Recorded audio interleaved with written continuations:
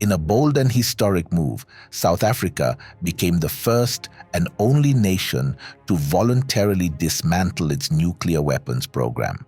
This decision, which unfolded in the late 1980s, holds significant importance not only for South Africa, but also for global efforts towards nuclear disarmament. But to understand South Africa's decision, it is crucial to delve into the country's historical context.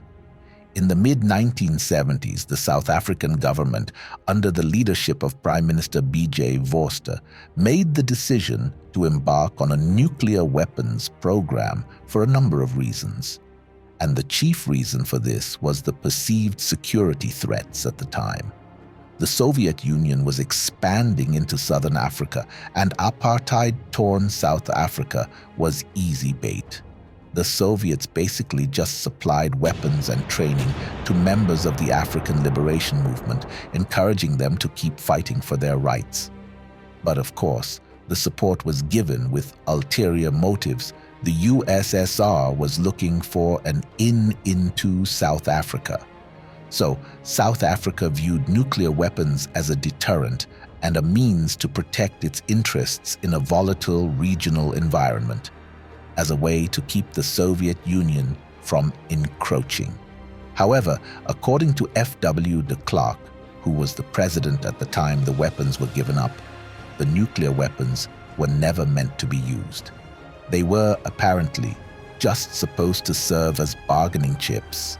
South Africa was not an international favorite due to apartheid, and the then government knew that if an all-out war broke out, very few, if any, countries would come to their aid. So they planned to dangle the threat of nuclear explosions to get bigger countries and international bodies to step in if anything happened. Whatever the actual motivation, though, by the late 1980s, South Africa had constructed 6 gun-type nuclear weapons and had started building a 7th. However, these weapons did not bring the kind of attention that South Africa was looking for. The Atomic Energy Commission in South Africa planned to run a cold test sometime in August of 1977. However, Soviet intelligence got wind of the test preparations and alerted the United States before the tests could be conducted. As soon as the United States received that intelligence, they, together with Soviet authorities, pressured South Africa to abandon the tests. Other Western countries joined in on the pressure party as well, with France threatening grave consequences for its relationship with South Africa if the country went ahead with the tests. Considering that South Africa was trying to repair its image on the international scene and secure some strategic international relationships, it is not surprising that it abandoned the tests. The holes were sealed and the site was abandoned. The site was revisited sometime in 1988 in preparation for another test, but even that did not pan out. So already we can see that the Western world had some sort of influence on South Africa's nuclear weapons journey. But a country's decision to dismantle its nuclear weapons is a big one, and for South Africa, happened for a number of reasons. Now, I should mention at this point that South Africa is not the first country to give up its nuclear weapons. Belarus, Kazakhstan, and Ukraine have as well. But South Africa is different in that it is the only country that has given up the nuclear weapons that it created itself. The other countries mentioned gave up weapons that they inherited from the Soviet Union. So, what could have convinced the South African government to give up its nukes? Well, first off, President de Klerk, who was the president of South Africa when the nukes were given up, mentioned during an interview with The Atlantic that he had his own personal misgivings about having nuclear weapons in the first place. He wasn't the president when the weapons were being constructed, so he couldn't do anything to stop it. But he has mentioned that he always thought it was meaningless to be considering bombs in a war with neighboring countries.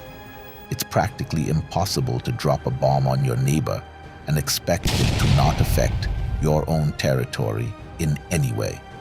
Even the fact that the then government didn't plan to actually use the weapons didn't seem to be comforting for de Klerk. He considered it a rope around our neck. So, it isn't all that surprising that the nukes were given up during his tenure. However, a president's personal misgivings are not enough reason for a whole country to give up something as valuable as nuclear weapons. His government was spurred on by the significant risks to regional stability that nuclear weapons pose. The presence of nuclear weapons could potentially escalate tensions, increase the likelihood of conflicts, and undermine efforts for peaceful resolutions. His government sought to present South Africa as a responsible global citizen, recognizing that the possession of nuclear weapons could have unintended consequences, including the potential for accidental or unauthorized use, which could result in catastrophic humanitarian and environmental consequences. But probably the most immediate reason that South Africa thought giving up its nukes was a good idea was because Soviet communist expansion was no longer so much of a threat. By 1989, the Union was nearing its end. So, South Africa no longer had a reason to dangle nuclear weapons in the face of international bodies in order to get their support. Renouncing nuclear weapons also played a crucial role in building trust and fostering diplomatic relations with other nations, especially as South Africa approached the end of apartheid. The decision demonstrated South Africa's commitment to democratic values, respect for human rights, and willingness to engage in peaceful cooperation.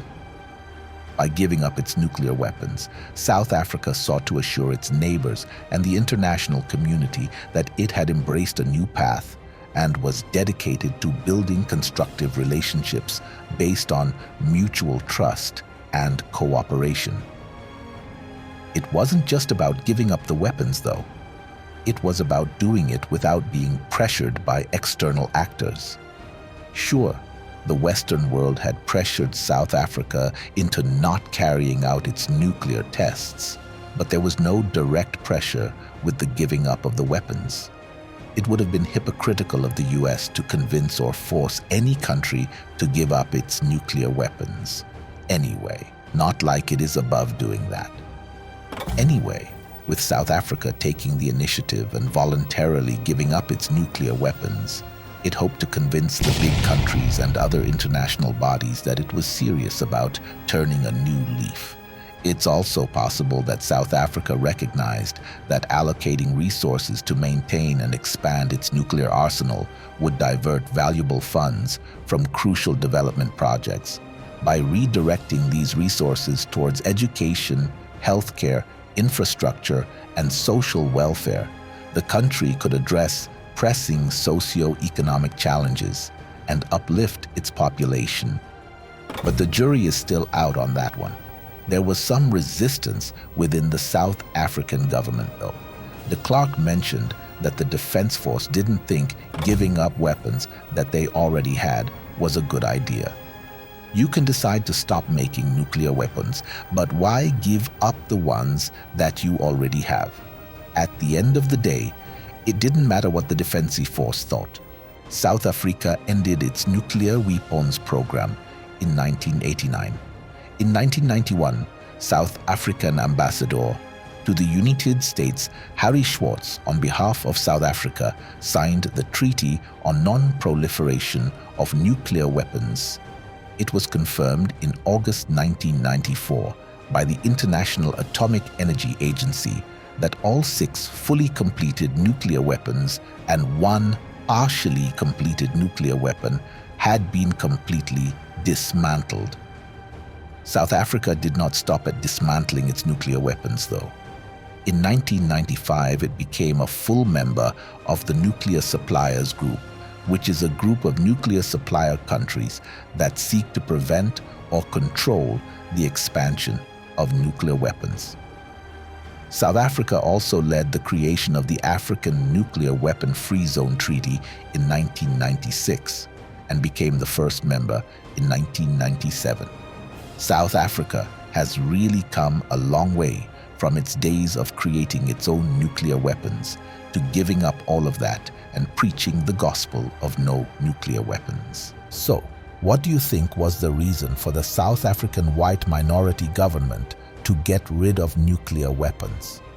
Could it be because they couldn't trust the black majority government with these nuclear weapons during the transition and with the inevitable change that was coming? What are your thoughts? Please leave your comments and opinions below. Thanks for watching. Please subscribe to We Love Africa. Follow, share, and like our videos. It's the best way of supporting us. And remember, Africa is watching.